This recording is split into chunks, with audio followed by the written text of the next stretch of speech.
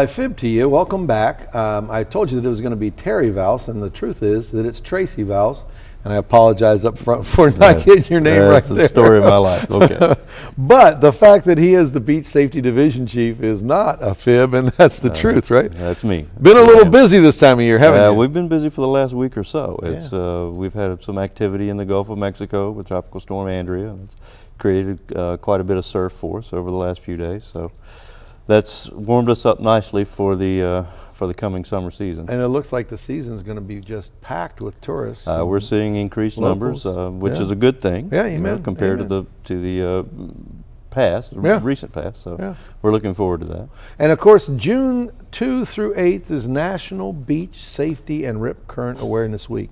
And I'm sure you guys have a lot going on about that. That was last week. Last week was June 2nd through the 8th, and we recognized, and the Board of County Commissioner proclaimed it to be Beach Safety and Rip Current Awareness Week here in Okaloosa County.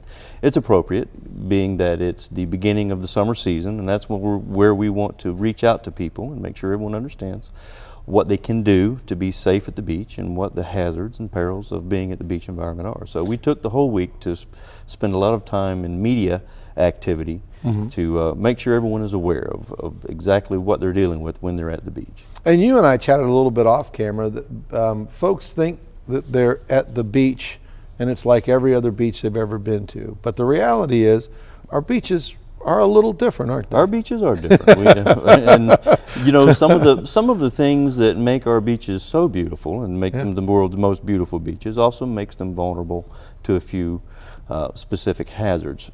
Specifically, and probably most importantly for us, are rip currents. Sure. Rip currents are extraordinarily important for us to be able to identify and work with here on the Emerald Coast, because our sand, this quartz, sugar, white, powdery sand, is particularly vulnerable. It erodes very easily and can create inshore holes, which is a perfect path for water to flow through as it's returning to sea. Yep. And that creates rip currents. Yep. So that's our focus for the last week and continuing into the summer, is understanding rip currents, how to identify them, and how to manage them. And people may think we're talking about that draw as the wave builds to go back up, but that draw is the same everywhere in the world. Right. That's not what the rip current is it? No, the rip current is a channel of water that's moving back towards sea.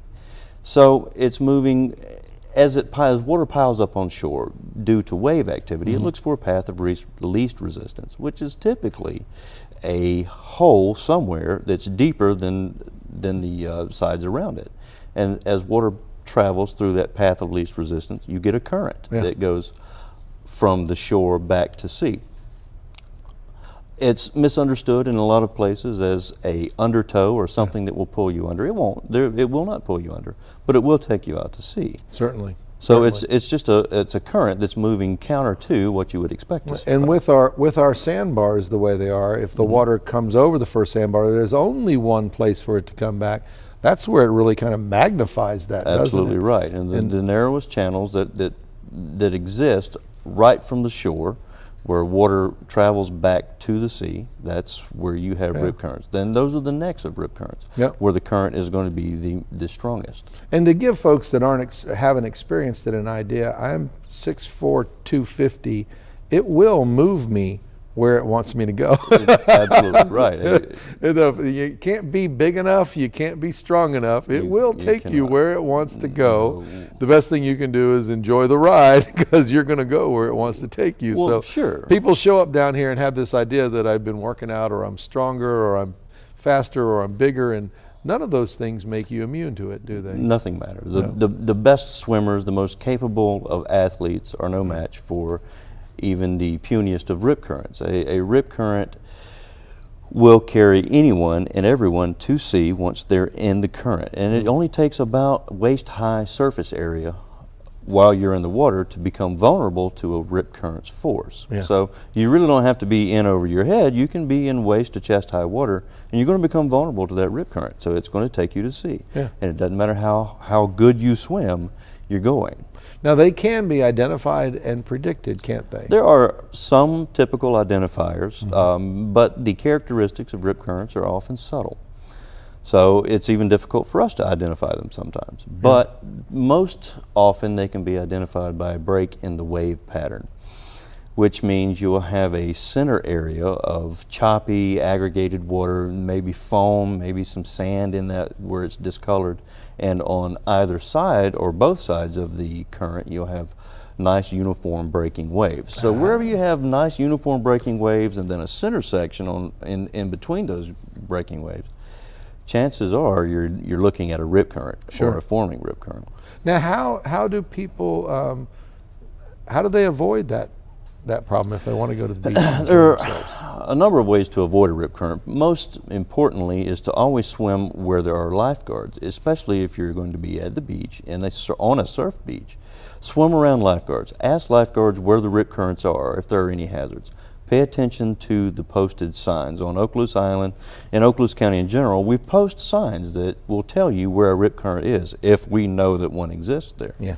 So pay attention to the signs, and also be able to swim. If you're going to swim at a surf beach, you need to know how to swim at a surf beach. Amen. It's not the same as swimming in a pool. So can people help other people if they're involved?